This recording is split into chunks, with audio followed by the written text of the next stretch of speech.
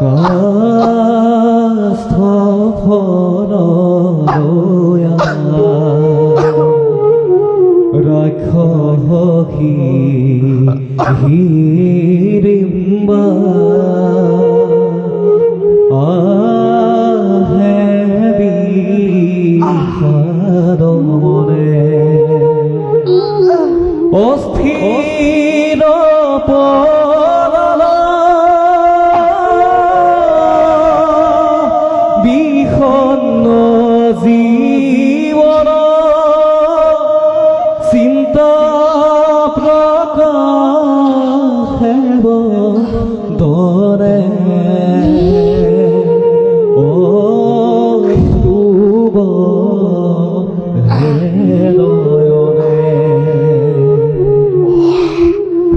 মাতৃ মাতৃ লোৱা মাতৃ সৌপাচাৰ তব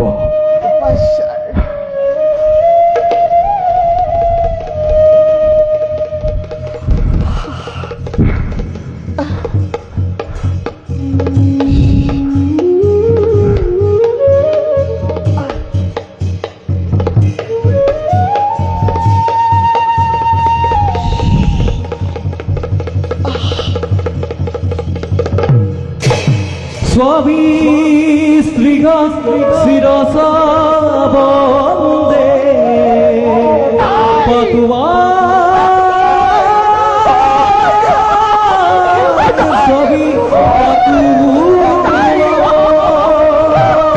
স্বামী বে প্ৰদন স্বামী স্ত্ৰীগ হৃদয়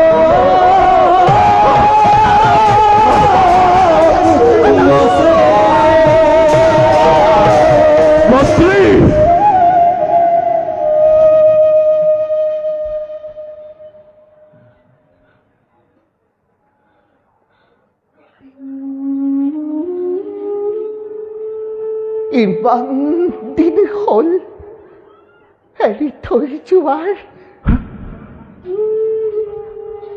এবাৰো মনত নপৰিল তোমাৰ আমালৈ পতি পুত্ৰ ত্যাগ কৰি গুচি গলা কাব্যকৰ মুকুট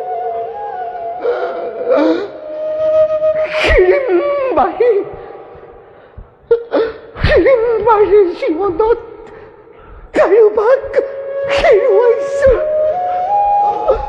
কাৰোবাক কৰিছো ত্যাগ আৰু ভাবিলো তুমিও ভাবিলা আমাৰ মৃত্যু তই বৰ তাৰণা হিড়িম্বা কৰ্তব্যক দোহাই দি সকলো পাহৰিবা নিজ পত্নীয়ে স্বামীৰ বাবে লোৱা সেন্দুৰখিনি হিড়িম্বা আজিকালি ব্যৱহাৰ এয়া মাতৃ তোমাৰ হৈছে কি মাতৃ মই একো বুজিবই পৰা নাই মাতৃ পেটৰ সন্মুখে আমাৰ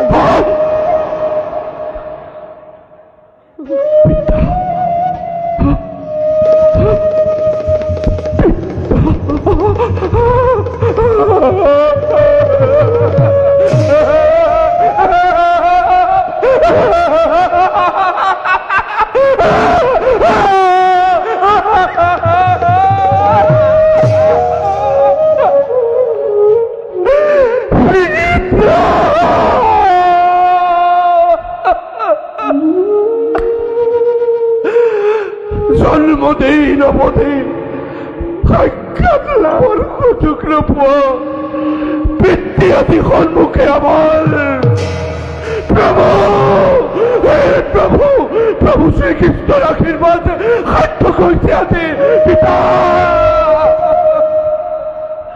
পিতা নিচিন নাজানি সামান্য মনুষ্যৰ দৰে ব্যৱহাৰ কৰি অপৰাধী যেন লাগিছে মৰা হৈছে তুমি স্রষ্ট তুমি দস্ত তোমার কৃপা ধন্য হই প্রজাতত্ত্বময় করেছো এই সংসারতে করি তুচ্ছ ব্যবহার অপরাধ করিল ভীষণ ক্ষমা করা ক্ষমা করা পিতা, ক্ষমা করা। উচ্চ চতুর্ক নকরিব চিন্তা বিন্দু মানুষ দৈবিক বন্ধন ইটো ঘটনার পাক চক্র নিয়ন্ত্রণ হয় যন্ত্রের ইচ্ছা। পিতা তোমার মোৰ এই মিলন দৈব্যৰ বন্ধন ইটো। পিতা হেৰিম্বা আজিকালি আচরণ তব সাক্ষাৎ লভতে পূর্বে প্রতিশ্রুতি দিছিলা তুমি, বিসর্জিব তুমি রাক্ষস হাজার সংযম ন্যায় মমতা করুণারে জীবন যাত্রাত হৈছিলা নিমগ্ন। কত গল সেই নীতি সকলকে ধূলিসাৎ কৰি কালৰ অতল গহ্বৰে। স্বামী, সিংহানুখে জীৱনৰ কাম্য আমাৰ ব্ৰত ভংগৰ ব্যৱস্থা আজি সন্তে দিলো বিসৰ্জন। আপোনাৰ সাক্ষাতে এটি এটিকৈ নকৰো নকৰো হত্যা কৰিছো মই সত্য অংগীকাৰ। ধন্যবাদ হৰিতব প্ৰতিজ্ঞা মহান। ধন্য হল মই, ধন্য হল দেবৰ পিতৃ দেবতা। বলা বলা পিতৃ বলা মাত্ৰে যাও আমি কুটিৰৰ অভ্যন্তৰলৈ। নাযাওঁ মই অভ্যন্তৰলৈ। স্ব কৰ্তব্যৰ পালনৰ হেতু যাবই লাগিব মই ভাতৃৰ সমীপত। স্বামী, অত দিনান্ততে লভিছো সাক্ষাৎ নোৱাৰিম জনাব কদাপি বিদায় আপোনাক। থাকিব লাগিব আজি আপুনি আমাৰ সংগতে। নোৱাৰিম ৰাখিব তোমাৰ বছৰ নোহে এইটো অপেক্ষাৰ সময়। ভাতৃসহ ধ্ৰুপদ তনয়া ৰৈ আছে বহু সুদূৰত। যাবই লাগিব মই ভাতৃৰ সমীপে। বনবাসী জীৱন কি এতিয়াও শেষ হোৱা নাই? বহু পূৰ্বে হৈছিল। ইন্দ্ৰপ্ৰস্থ নগৰে আছিলো আমি অমীয়া সুখত, ৰাজ্য ধন ঐশ্বৰ্য সম্ভাৰে পৰিপূৰ্ণ হৈ। কিন্তু কালৰ কুটিল চক্ৰত পশা খেলে বনবন্দী হৈ হেৰুৱালো পুনৰ ৰাজ্য ধন ঐশ্বৰ্য সম্ভাৰ। 12 বছৰ বনবাস, এবছৰ অজ্ঞাতবাস, সেই যে কৰ্তব্য আমাৰ। অজ্ঞাতবাস সমাগত প্ৰায়। এনে সময়ত দেখে যদি কোনোজনে পুনৰ হব 12 বছৰ বনবাস। এই যে বছৰ আমাৰ ৰাজত্বৰ ভীষণে চিন্তাত অভিভূত হৈ পাহৰি গৈছিলা পত্নী পুত্ৰ সমস্তজনক। দৈৱৰ বলত মিলন সম্ভৱ হৈছে। মিলনৰ এই মধুৰ বেলাত কদাপি নোৱাৰিম জনাব বিদায় আপোনাৰ। নাই হিৰিম্বা, সময়ৰ আহ্বানিতো কৰ্তব্য পালন মোৰ। বিদায় দিয়া মোক ৰংগ মনে। দিছো মই অভয় বাণী, পুনৰ আহিম ঘূৰি যথা সময়তেই কাম্যক কাণত। নাযাবা পিতা, নাযাবা।